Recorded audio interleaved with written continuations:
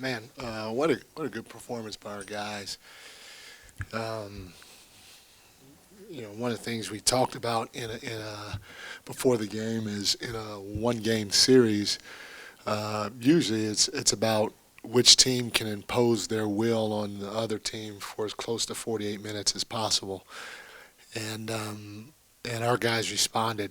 We always say, we always talk about who we are and what our identity is and who we want to be, and I told our guys before the game, I said, these one-game series in the playoffs now for us, it fits us. It fits our identity. We want to play fast. You know, um, we want to play physical, and we want to play for each other. And the group in that locker room has been connected ever since I've gotten here. So they've always tried to play for each other. When you have Foxy on the floor, we've always tried to play fast. So for us, it was about trying to find a level of physicality for as close to 48 minutes as possible. And that has a lot to do with imposing your will on your opponent, especially in a one-game series. And I told our guys before the game, I said, we found that physicality after the All-Star break. We found it, and we started becoming more consistent with it.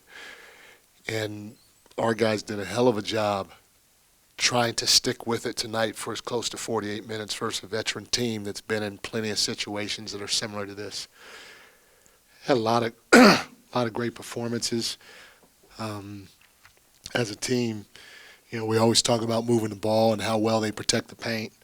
Whether they blitz Steph or we caught the ball in the pocket on a pick and roll or we drove the ball, we did a good job of spraying the basketball. We were 10 for 18 on sprays. It was beautiful basketball to watch. Another thing we talked about was attacking the offensive glass. The games that we've won, we've done a great job on the offensive glass, and for us to have 15 offensive rebounds and 25 second chance points was huge. And then on top of that, obviously Fox and Domus did what they were supposed to do, but Keegan, lights were as bright as they can be, and he stepped up and he delivered. HB down the stretch when we needed a bucket, he stepped up and he delivered like a veteran should. But I tell you, man, Keon Ellis, the confidence he has and the swag that he brings to this team for a young guy that was on a two-way in February, it's unbelievable. I mean, it's unbelievable. It's a lot of fun to watch, and he just goes out night after night after night after night after night and shows he can help us get it done on both sides of the floor. And every game, you can see he's getting a little bit more comfortable, starting to attack the basket, starting to make plays, not just a catch and shoot three-point guy. And that's a lot of fun to be a part of watching his growth, especially in a short amount of time and as quickly as he's grown. Hell of a win, but it's not. We're not done. Coach, you've talked a lot about the importance of winning the possession game. Just how crucial was that in this one, and what allowed you guys to do that? It was huge. We ended up scoring 116 points, but in the playoffs and all that, we're not always going to score 116 points. In the playoffs, you got to be able to defend, and you got to win the possession game. And I give our guys credit. The one area obviously we lost is the free throw line area, but other than that, we were great taking care of the ball. We were great winning the offensive glass battle. And then, if you couple that with the way that we're able to defend, you're going to have great results. You don't have to rely on your offense to go win your games. You can't, if we keep playing to our ability, playing fast, continuing to play for each other, especially when it comes to the spray game, because Domus has every team doing this to us. If we continue to do that, the sky's the limit for us offensively. Where we have to make sure we're good night in and night out is what you said, is in the possession game and defensively. Mike, this has been a 2-year process for you to get this team, close to where you want them to be defensively.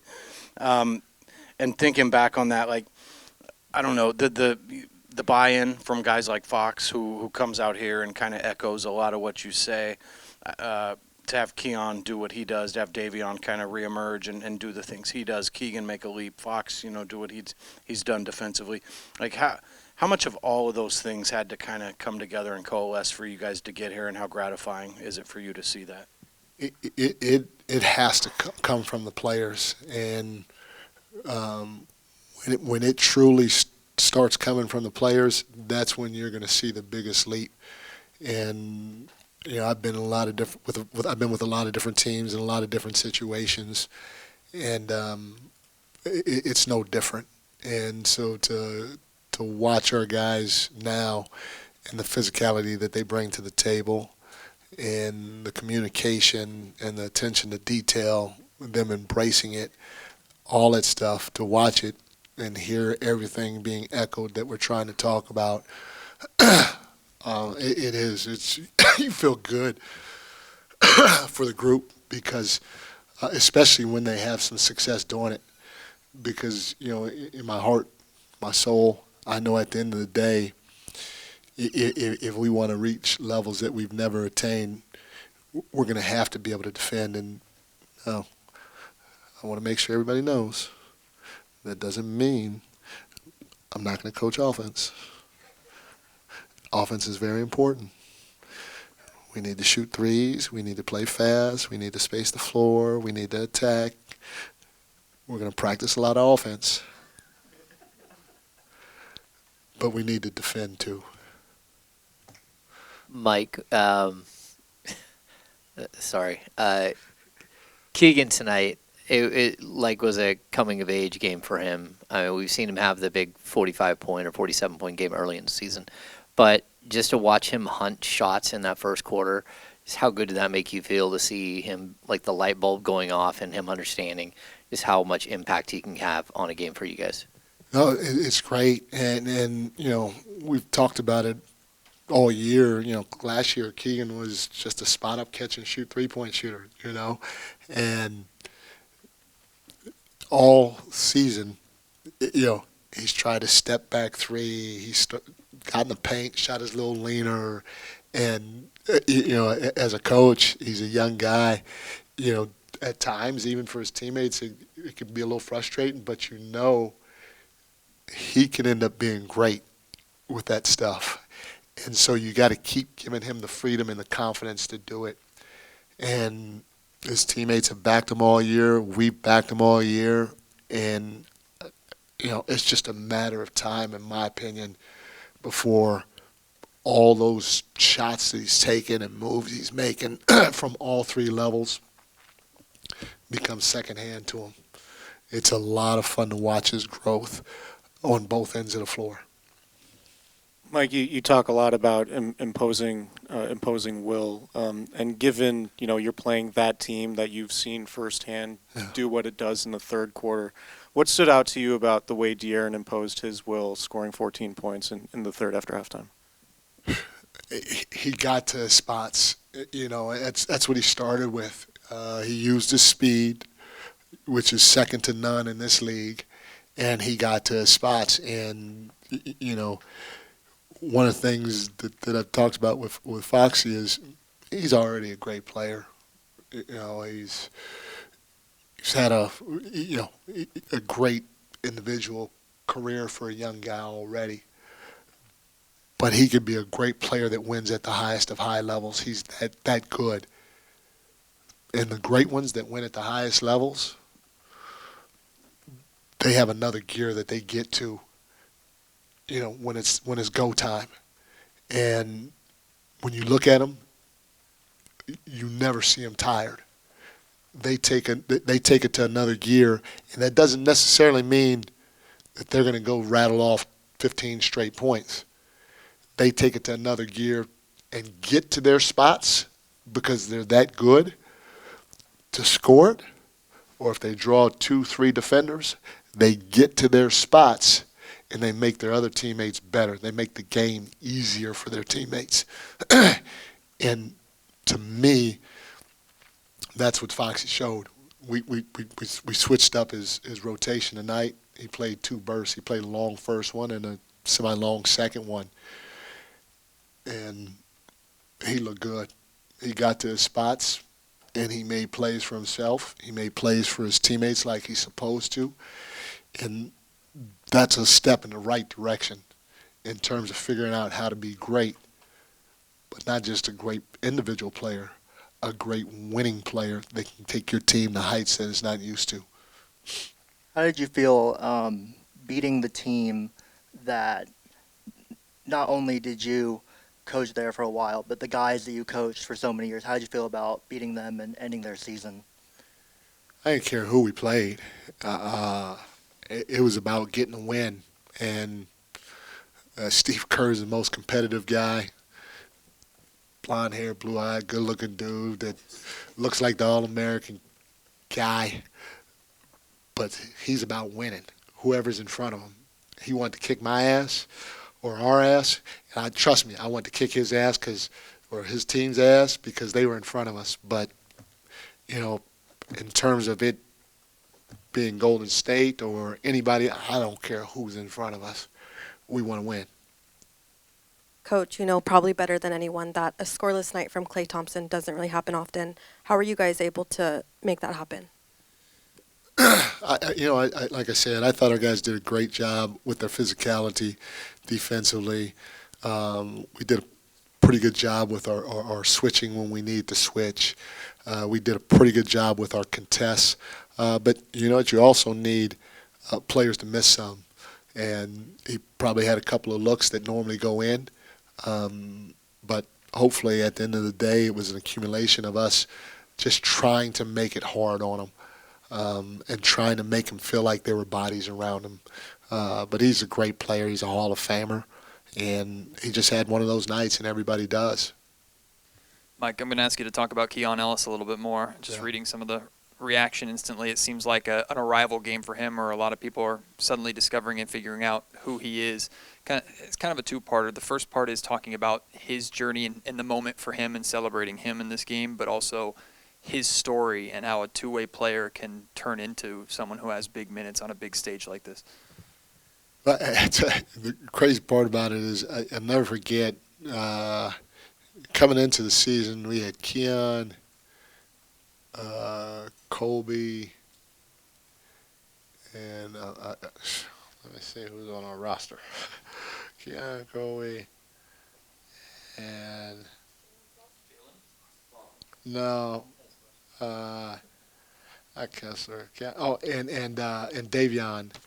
We had those 3 guys, and we were like, okay, well, maybe any 3 of those guys could play the backup point, or get minutes there every once in a while. And obviously, Davion had a good year for us last year, so he was the front runner. And for me, I was like, okay, Kobe's number 2 and Keon's number 3. He's a two-way guy, and it'd be great for him to get a little bit more experience in the G League. And in practice, he just started doing things that were kind of interesting. And then I tell you what, the 2 games that we got blown out in Houston, just throwing him out there and seeing how he impacted the game and how he navigates screens. Like, he navigates screens like a veteran. He's hard to screen in the pick and roll. Davion is because he presses up and he's fast and he's strong. He's like a pit bull, Keon because he's just so slinky, if that's a word. He just moves just like what's the movie with the dude like there's a Matrix, like the Matrix. It's like ooh. And he gets over screens, and he doesn't get screened, And I don't know how he does it for such a young guy. To me, I'm amazed at it. And then he gets his hands on balls often and tries to rebound, and he's confident. I yell at him, and he's just like, "Oh, you're right. Yeah, you're right. Yeah. Well, this is what I was doing." Like, he does not. He just normal. He doesn't get rattled. He doesn't get pissed. And I'm like, And so the more I played him, I was like, okay, wow, maybe at the end of the day, it's him. And he got in some big games, and he did some great things for us. Some of the things that stood out, he started at the point when Foxy was out against Portland, and he started again against Oklahoma City, against Shea, and he does things to guys that you don't really see guys in the league do. And next thing you know, everybody from ownership on down is like, we got to convert him. And, I mean, you saw signs of it early, but, man, there was no way that I could tell you that he'd be in the position he's in right now. But every time we've given him an opportunity, he just keeps getting better and better and better. And like I said, he started out just being a catch and shoot guy, and now he's making plays. Keon, you got to stay down though, man. You keep jumping in the air. You got to play off of two, play off of two, play off of two. Other than that, I'm excited about his growth potential. It's great that he performed on a stage like this, and everybody out there in the NBA world is starting to know who he is. But for us, sometimes you gotta find diamonds in the rough. I'm not saying Keon is Jokic. Okay, I am not saying Keon is Jokic, please. But I think Jokic was a second-round pick. Draymond was a second-round pick.